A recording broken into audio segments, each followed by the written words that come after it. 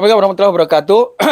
Pemirsa sekalian, kita hari ini akan berbincang agak spesial karena memang kita bertemu narasumber yang punya kapasitas luar biasa. Beliau adalah Brigjen Tatar Nugroho SIK SHMH yang sehari-harinya menjabat selaku Kepala BNNP Provinsi Kalimantan Utara atau Kaltara. Kita sapa dulu Bapak Brigjen kita yang ganteng ini dan nanti kita akan mengulas bagaimana kaitan narkoba, pencegahannya, dan strategi apa yang akan dilakukan oleh Bapak Tatar Nugroho. Selamat sore boleh Pak atau selamat apa ini? Selamat sore. Selamat sore ya Pak ya. Assalamualaikum Waalaikumsalam warahmatullahi wabarakatuh. Sehat walafiat Pak Tatar? Amin. Amin. Dan tentu Pak Tatar punya program-program khusus di Kaltara, Pak. Sejauh ini apa yang sudah dilakukan di Kaltara dalam konteks preventif pencegahan, dan sekarang kita melihat kalangan milenial ini sangat rawan sekali, Pak, untuk bisa teridentifikasi untuk masuk dalam jaringan narkoba, dan juga ini sangat berbahaya karena memang narkoba ini adalah musuh bangsa. Gimana tanggapan Pak Brigjen dalam konteks ini? Ya, baik, terima kasih. Sebelum menjawab tadi apa program-program yang kita sudah lakukan untuk melakukan pencegahan, ya sebenarnya saya ingin sampaikan dulu bahwa Kalimantan Utara ini merupakan wilayah yang merupakan 10 prioritas nasional. 10 prioritas nasional? Ya, jadi Kalimantan Utara ini salah satu wilayah dari 38 provinsi itu yang menjadi prioritas. Kenapa Kalimantan Utara ini menjadi prioritas? Karena Kalimantan Utara secara geografis letaknya ada di perbatasan. Perbatasan. Ya, di perbatasan, di mana perbatasan kita berbatasan dengan Filipina dan Malaysia. Jadi Kalimantan Utara itu sebelah barat itu berbatasan dengan Sarawak dan Kalimantan Timur. Di bawah itu di sebelah selatan itu dengan Kaltim. Kemudian di sebelah timur itu berbatasan dengan Laut Sulawesi. Di sana ada Filipina. Kemudian di utara ada Malaysia. Karena letak geografisnya Kalimantan Utara yang berada di perbatasan, kemudian panjang garis pantainya cukup panjang. 3.900 km, ya, yang 12%-nya itu adalah perbatasan perairan darat atau pulau, yang sisanya itu wilayah pesisir dari pulau-pulau yang ada di Kalimantan Utara. Kemudian panjang garis perbatasannya mencapai 1.038 km. Jadi kita bisa bayangkan betapa panjangnya garis perbatasan kita, yang dimana di sana hanya ada 4 PLBN, ya, pos lintas batas negara. Pos lintas batas negara ya, yang sudah diresmikan oleh Bapak Presiden, tetapi sampai sekarang ada beberapa yang belum beroperasi, seperti yang di Sungai Nyamuk, Risbatik. Ya, kemarin juga dari kantor Sekretaris Presidenan itu hadir untuk meninjau langsung, melakukan diskusi di Sebatik ini. Sebatik ya? Yang Sebatik kenapa Pak? Belum beroperasi. Karena akses atau apa ini? Ada beberapa hal mungkin yang menjadi pertimbangan, dan ini kemarin rapat dengan KSP itu dalam rangka untuk percepatan ya. Harapan dari semua pihak ini agar PLB ini segera beroperasi. Ini kita melihat ancaman yang kita lihat dari aspek geografis, belum aspek-aspek lain. Ya, tentunya Kalimantan Utara ini menjadi wilayah yang sangat strategis. Kenapa? Pintu masuk dari narkoba selama ini dari beberapa penangkapan dan hasil intelijen ya kita, bahwa asalnya dari Malaysia atau Tawo sebagian besar ya, dari utara. Jadi dari utara itu masuk melalui Kalimantan Utara, jalurnya tentunya melalui darat dan laut. Nah, melalui darat kita tahu seperti yang saya sampaikan tadi, kondisi sarana prasarana darat itu jalan terutama belum bagus. Sehingga di darat itu ada sungai-sungai kecil. Sungai-sungai itulah yang menjadi alat transportasi. Ini menjadi satu permasalahan tersendiri ya bagi kita, menjadi tantangan ya. Di mana tadi pelabuhan yang ada sekarang itu sekitar yang resmi ya, sekitar 20. Kemudian ditambah 78 itu adalah pelabuhan-pelabuhan seperti Tersus yang milik perusahaan ya, swasta.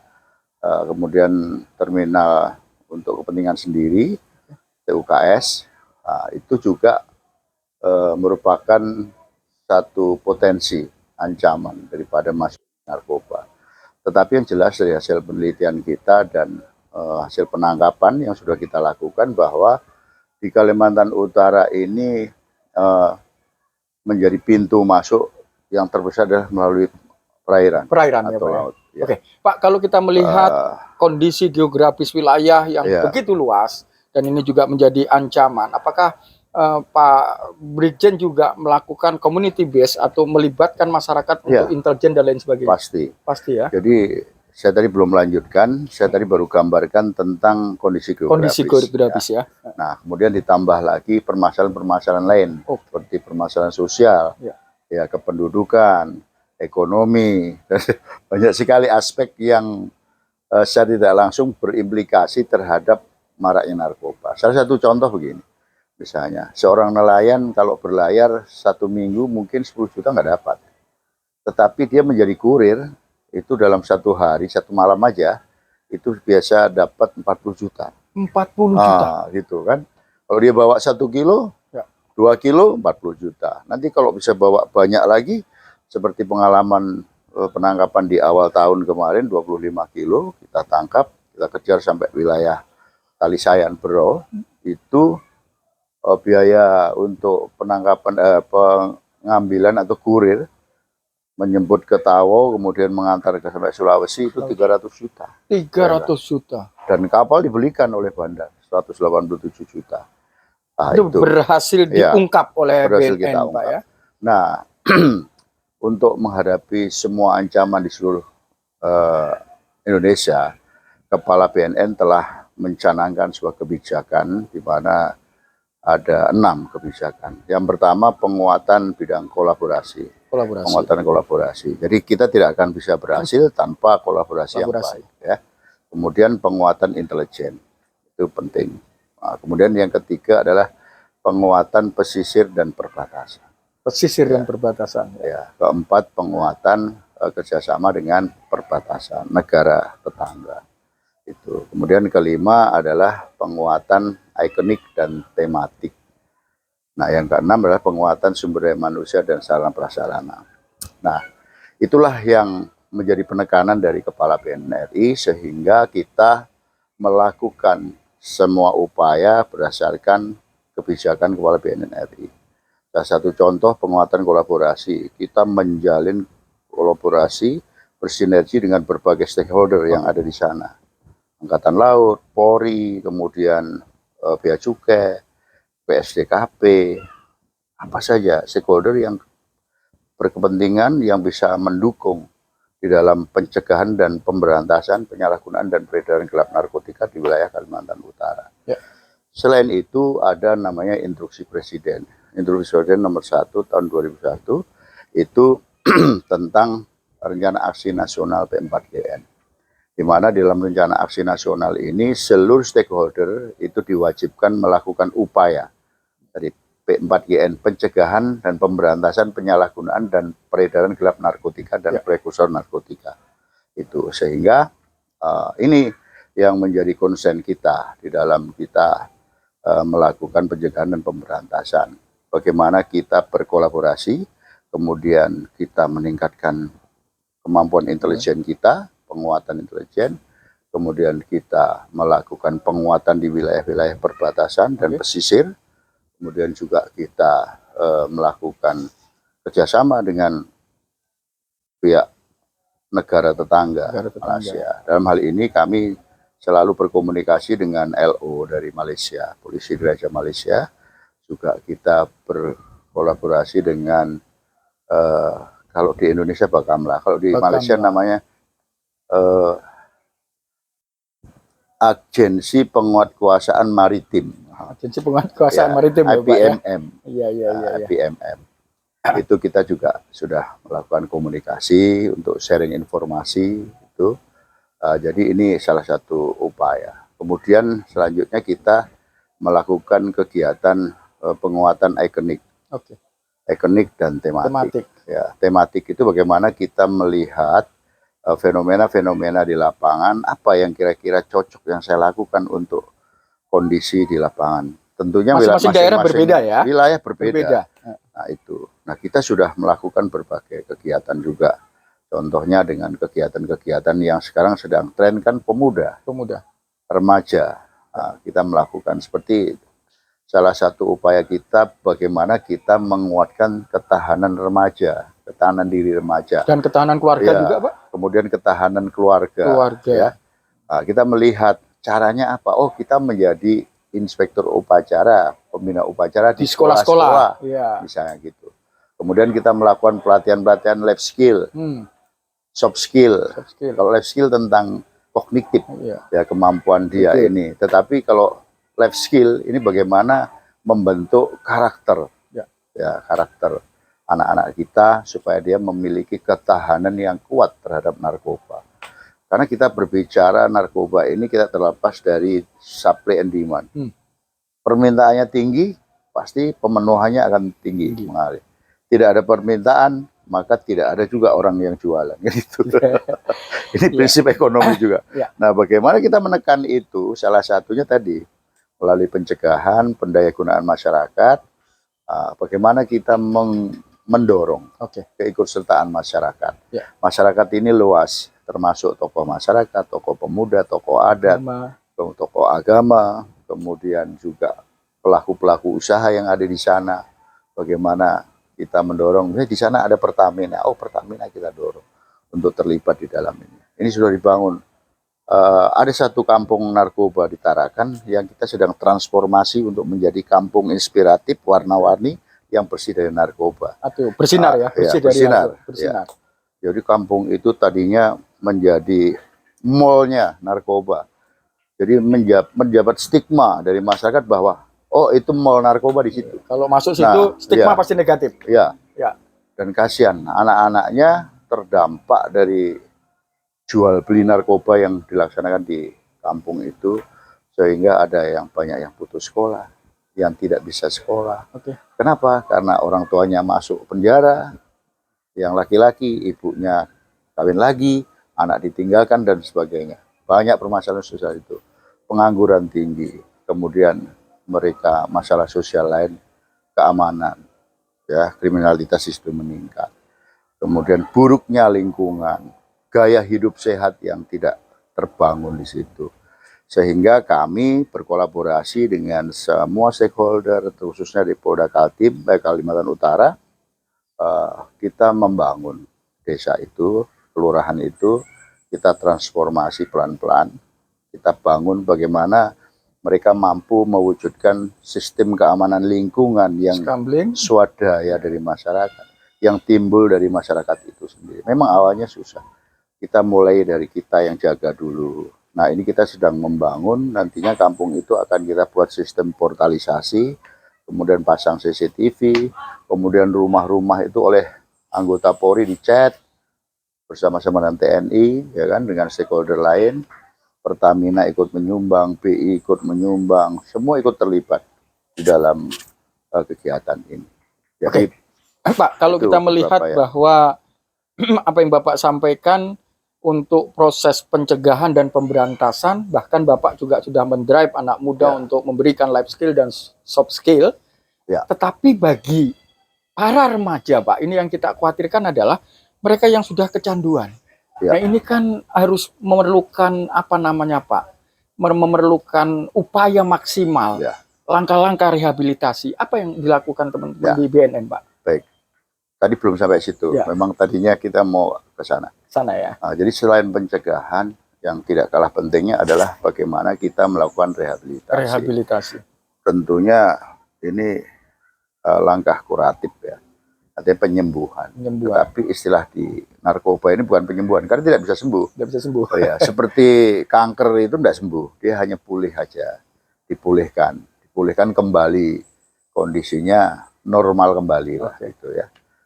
Nah, rehabilitasi ini sangat penting. Kenapa? Karena angka prevalensi itu tidak akan mungkin bisa turun kalau tidak direhab. Karena jalan satu-satunya direhab. Bagi penyalahguna, pecandu, pengguna, itu berdasarkan undang-undang ya nomor 35 2009 itu bahwa masyarakat itu memiliki hak untuk mendapatkan fasilitas rehabilitasi. Jadi kami melakukan berbagai upaya. Di Kalimantan Utara belum ada IPWL, instansi penerima wajib lapor. Ya. Jadi konsepnya begini, ketika orang sudah kecanduan terdampak oleh narkoba, dia harus ditreatment. Dia harus dilakukan sebuah treatment yang sudah memang terstandarisasi dari BNN untuk memulihkan mereka. Karena kalau tidak dimulihkan, lambat laun mereka dosisnya akan meningkat. Ketika dosisnya meningkat, berarti kebutuhannya akan makin banyak. Nah, kalau kebutuhannya makin banyak tadi yang saya sampaikan supply and demand, berarti kebutuhan narkobanya makin tinggi. Sehingga ini tidak akan habis ini nanti. Nggak akan habis-habis. Terus makanya kalau ditangkap bertonton ya wajar. Pak, sebentar Pak, bagaimana cara mentreatment tapi wajib lapor itu tidak ada? Nah, kalau di beberapa daerah kan ada Pak, mereka juga mendapat ya perlindungan hukum dari kawan-kawan di kepolisian agar juga bahkan juga menjadi whistleblower begitu. Nah, ini gimana Pak yang di Kaltara sendiri? Baik, di Kaltara yang saya sampaikan tadi memang tidak ada IPWL untuk rawat inap atau balai rehabilitasi nggak ada. Tetapi ada IPWL, instansi penerima wajib lapor, itu ada beberapa rumah sakit umum, ada 2 di Tarakan. Kemudian beberapa fasilitas rehabilitasi swasta. Swasta itu yayasan ya, yang dikelola oleh masyarakat itu ada. Tetapi ini nggak maksimal karena dia hanya rawat jalan. Untuk rawat inap kita harus kirim ke Tanah Merah di Samarinda. Di Samarinda. Nah, melihat kondisi ini kami melakukan upaya bagaimana kita memberikan aksesibilitas. Ya, memperluas aksesibilitas untuk rehabilitasi sehingga orang-orang ini nggak harus ke Tanah Merah gitu ya. Itu. Nah, oleh karena itu kami bekerja sama dengan 2 rumah sakit. Kami menggandeng Rumah Sakit Pertamina Tarakan dan Rumah Sakit Bayangkara Polda Kalimantan Utara untuk menjadi rumah sakit yang dapat menerima pasien rawat inap. Rawat inap ya, untuk narkoba. Ya, untuk narkoba. Nah, untuk itu kami sudah banyak melakukan pelatihan-pelatihan terhadap tenaga-tenaga medis untuk dapat menjadi petugas rehabilitasi. Rehabilitasi ya, medis dan sosial. Itu ada 2 ini, medis dan sosial. Medis menangani masalah ketergantungan secara fisiknya, secara ini jasmaninya, kemudian sosial itu psikologisnya. Bagaimana dia bisa kembali ke masyarakat dan pulih, itu tidak lagi tidak siap ketika dia kembali ke masyarakat karena secara psikologis dia tidak diperbaiki kan gitu. Nah, oleh karena itu saya telah melatih dalam 1 tahun itu 20 petugas puskesmas untuk memberikan layanan, bisa menerima layanan tadi rehabilitasi rawat jalan. Selain kita juga punya klinik Pratama itu ada di Tanjung Palas, Tanjung Selor, 1 itu milik BNNP, kemudian ada di Tarakan milik BNNK, dan ada 1 lagi di Nunukan BNNK Nunukan. Kemudian selain itu saya melatih, kita punya program inovasi ya, namanya Batara. Ya, Batara itu adalah Bayangkara Tanggap Rehabilitasi Narkoba. Nah, saya melihat rehabilitasi narkoba ya. Saya melihat ini Babin Kamtibmas ini merupakan potensi. Karena mereka berada di garda terdepan. Karena Babin Kamtibmas berada di depan, di desa-desa, di kelurahan, setiap desa ada Babin Kamtibmas. Oleh karena itu saya berkoordinasi dengan Bapak Kapolda, mohon arahan beliau, saya izin, Pak, kami akan latih Babin Kamtibmas untuk bisa menerima pelatihan masalah rehabilitasi. Sehingga diharapkan Babin Kamtibmas ini bisa melakukan yang namanya screening. Oke. Screening itu mendeteksi warga-warganya yang menjadi pecandu atau pengguna. Kemudian tahap berikutnya dia bisa melakukan intervensi. Intervensi itu bagaimana dia memberikan konseling, mendampingi. Kemudian ketika dia sudah dilakukan asesmen singkat oleh Babin yang sudah kita ajarkan, nanti dia akan melihat, oh ini statusnya masih ringan kondisinya. Saya bisa ini treatment sendiri dengan konseling. Oh ini sudah agak, ini saya nggak bisa. Nah mereka koordinasi dengan kita. Ini sedang kami buat bukunya, kemudian buku itu berisi tentang bagaimana konsep Batara sendiri, tujuannya apa, bagaimana proses bisnisnya, kemudian SOP-nya seperti apa. Ini kami sudah susun dan sebentar lagi kita akan selesaikan dan kami akan serahkan nanti kepada Polda untuk disebarkan kepada Babin Kamtibmas sebagai pedoman. Pak, itu untuk upaya rehabilitasi. Rehabilitasi ya. Ya. Tapi kan begini Pak, ada rasa kekhawatiran, ada ketakutan dari para orang tua, pecandu, pemakai untuk melaporkan diri Pak. Nah, padahal sebenarnya kan ini dijamin oleh undang-undang atau gimana Pak? Ini bisa diceritakan karena ini ada yang takut kalau nanti setelah dia melapor ditangkap begitu. Gimana nih Pak? Ya, bagi masyarakat yang mengetahui atau bahkan mungkin keluarganya ada yang terpapar oleh narkoba, boleh datang ke BNN, baik BNNK maupun BNN provinsi untuk melapor diri. Itu namanya dia kesadaran kan? Kesadaran. Voluntary. Ada yang compulsory, itu yang masalah hukum. Ditangkap baru dia direhab, itu compulsory. Tapi kalau datang sendiri voluntary tanpa hukuman, Pak? Tidak ada hukum. Tidak ada dampak hukum sama sekali. Kita jamin. Jadi masyarakat mesti tahu ini. Supaya masyarakat tidak takut-takut ketika ada. Justru harusnya takut ketika dia tidak melapor. Kenapa? Karena kalau ketika ditangkap, nanti daripada ditangkap, baru dia lapor, lebih baik kalau, oh anakku ini ternyata pemakai ini. Saya harus sembuhkan, pulihkan gitu. Dia harus direhab. Pak, berapa lama sih sebenarnya Pak rehabilitasi tadi yang mungkin kalau yang dari yang kecil itu biasa, tapi yang sedang sampai yang sudah sampai sakau begitu Pak, ketergantungan itu berapa lama waktu rehabilitasi dan langkah asesmen apa saja yang dilakukan Pak Jenderal bersama teman-teman? Jadi untuk menentukan berapa lama, tentunya kita lakukan asesmen dulu. Asesmen akan kelihatan di situ ya? Iya. Nanti petugas kita sudah sangat profesional untuk melakukan asesmen. Jadi ketika datang misalnya klien, dia akan dilakukan asesmen, konseling dulu, wawancara, kemudian dites dulu medis, secara medis, kondisi fisiknya, kesehatannya. Kemudian ada beberapa tahap itu untuk mengetahui, oh ini tingkatnya sekian. Oh ini harus direhab kira-kira 20 kali pertemuan. Oh harus direhab 8 kali pertemuan cukup. Oh ini harus direhab 12 kali pertemuan cukup. Jadi nanti ini variatif ya. Itu tidak bisa kita jawab secara ini. Karena nanti akan berdasarkan asesmen tadi. Tingkat ketergantungannya sejauh mana sih. Setinggi apa gitu. Yang paling penting yang menjadi persepsi di masyarakat, maling itu kan lebih cerdik Pak.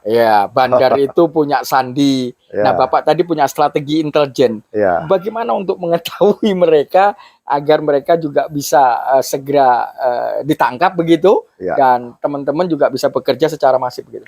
Ya tadi yang saya sampaikan bahwa kita telah memberdayakan berbagai potensi yang ada di masyarakat untuk mendukung kita, karena kita sadar bahwa sumber daya kita terbatas. Jadi kita mesti menggunakan potensi-potensi yang ada di masyarakat. Seperti tadi tokoh masyarakat, tokoh adat, tokoh agama, tokoh pemuda, asosiasi-asosiasi, komunitas-komunitas, itu sedang kita semua konsolidasikan. Bapak membuka hotline di situ? Iya. Jadi ada nomor telepon yang bisa dihubungi, kemudian kita pasang edukasi yang di ruang publik, ya kan, himbauan-himbauan, Himbauan-himbauan. bisa di pelabuhan-pelabuhan, di pasar, di pesisir-pesisir tempat nelayan, misalnya. Nah itu yang kita lakukan supaya mereka bisa apabila mengetahui ada orang yang mencurikan, dia hubungi kami. Oke, Gitu. Pak, sebagai Kepala BNN, apapun alasannya Bapak sebagai abdi negara untuk melaksanakan tugas baik dalam pelayanan dan tugas negara. Bagaimana Pak dengan ancaman? Karena ini kan narkoba, ini kan pekerjaan yang tidak mudah untuk menyelesaikannya. Apakah selama ini Bapak tidak khawatir dengan ancaman para bandar dan lain sebagainya? Bahkan mereka kan saya dengar sudah menyewa para pembunuh bayaran dan lain sebagainya, begitu Ya. Pak? Kalau itu sih kita kembalikan kepada yang Maha Kuasa. Maha Kuasa Pak ya. Iya. Kita berserah saja. Berserah saja. Tetapi juga kita tidak mau konyol ya. Konyol. Artinya kita tetap harus melakukan tindakan-tindakan preventif. Preventif. Ya. Bagaimana kita melakukan upaya-upaya untuk perlindungan diri, kemudian menghindari potensi-potensi kerawanan dan sebagainya. Oke, Pak, mungkin ini terakhir. Ya. 5 menit lagi kita akan mencoba untuk terakhir ini, sekaligus nanti closing statement dari Bapak. Ada stigma Pak, bahwa di masyarakat narkoba ini tidak akan mungkin diberantas karena ada circle yang begitu luar biasa gitu. Bapak tentu tahu sebagai Kepala BNN, circle itu kan bisa dimatikan, circle itu bisa lari kemana begitu. Karena apalagi di Kaltara yang kondisi geografisnya sangat panjang dan lain sebagainya. Langkah-langkah strategis Bapak sendiri dalam mengatasi dan memberantas narkoba agar stigma itu tadi bisa Bapak tangkal bahwa narkoba harus berantas, narkoba harus bersih. Ya, kita melakukan berbagai upaya untuk meyakinkan seluruh pihak ya yang berkepentingan. Tentunya pertama kita harus bersih dulu. Sebelum kita bersih-bersih, kita harus bersih dulu. Jangan membawa sapu kotor. Jangan bawa sapu kotor. Nanti malah kotor kan lantainya. Gitu. Jadi itu yang pertama integritas. Integritas terutama saya dan jajaran kami, kita tekankan bahwa kita tidak boleh main-main dengan narkoba. Seperti yang disampaikan oleh Bapak Kepala BNN RI. Saya tidak akan main-main dengan narkoba. Bandar kita lawan habis. Pokoknya dengan segala upaya. Termasuk staf Bapak? Termasuk staf saya. Ketika ada main-main langsung kita potong. Gitu. Nah, kan pernah Bapak pimpinan kita juga mengatakan bahwa, Pak Presiden juga mengatakan bahwa ikan itu busuk dari kepala. Makanya kita memberikan contoh teladan kepada anak buah, kita tunjukkan sikap kita yang berintegritas, jujur, dan memang tidak main-main di dalam memberantas narkoba. Dan selama kami di Kalimantan Utara, dikenal Kalimantan Utara itu kan tempat paling susah. Sumber dayanya kecil, tidak ada, tapi tantangannya cukup besar. Ingat kasus beberapa waktu lalu, Hendra 32, yang melibatkan banyak oknum ya. Nah, itu menjadi tantangan buat kami. Bagaimana kami mengajak dan memberikan contoh pada personil saya, jajaran saya untuk kita memiliki integritas yang tinggi dalam pemberantasan. Terakhir, Bapak bukan Superman. Bapak perlu super team. Karena Bapak tadi sadar tidak mungkin menyelesaikan persoalan ini dengan sendiri. Closing statement Bapak untuk masyarakat agar saya menggunakan konsep 4C, Pak. Sinergi, kolaborasi, komunikasi, dan koordinasi. Apa yang Bapak lakukan? Jadi kami menghimbau kepada seluruh masyarakat dan seluruh stakeholder, mari kita bersama-sama melakukan perlawanan dan nyatakan perang terhadap narkoba. Karena narkoba ini merupakan ancaman yang selama ini mungkin tidak disadari bahwa itu adalah ancaman. Jadi kita perlu sadar bahwa ancaman dari narkoba itu bisa menghancurkan bangsa ini bahkan. Karena kita tahu sejarah Cina dihancurkan oleh candu. Perang Candu 1883 ya, Gara-gara ketika- narkoba. gara-gara narkoba. Ya. Ya. Jadi bangsa Cina dilemahkan oleh perang melalui narkoba. Jangan sampai Indonesia juga dijadikan ajang untuk dikalahkan melalui pelemahan sumber daya manusianya melalui narkoba ini, Termasuk di Provinsi Kaltara. termasuk di Provinsi Kaltara. Terima kasih Pak. Selamat Iya. bertugas. Perang Terima terhadap kasih. narkoba di Kaltara. Perang terhadap narkoba. Saya yakin Bapak bersama super tim ini akan bekerja karena langkah-langkah inovatif yang sudah Bapak lakukan juga bisa didukung oleh masyarakat. Amin. Terima kasih Pak Terima kasih. Brigjen dan mudah-mudahan sukses. Terima Ya. kasih. Baik pemirsa, itu tadi bincang saya dengan Kepala BNN Provinsi Kalimantan Utara. Perang terhadap narkoba, Seno Tudra, itu harus dilakukan di Provinsi Kaltara. Semua multi stakeholder harus membantu BNN karena langkah inspiratif, langkah inovatif yang sudah dilakukan oleh Bapak Kepala BNN, Bapak Brigjen Tatar Nugroho SIK SHMH ini luar biasa. Tanpa dukungan masyarakat, Pak Brigjen tidak akan mungkin bisa menyelesaikan pemberantasan dan pencegahan narkoba di Kaltara. Saya Sugito mengucapkan terima kasih dan ayo perang terhadap narkoba di Kaltara. Salam sehat tanpa narkoba. Salam sehat tanpa narkoba. Jos. Terus.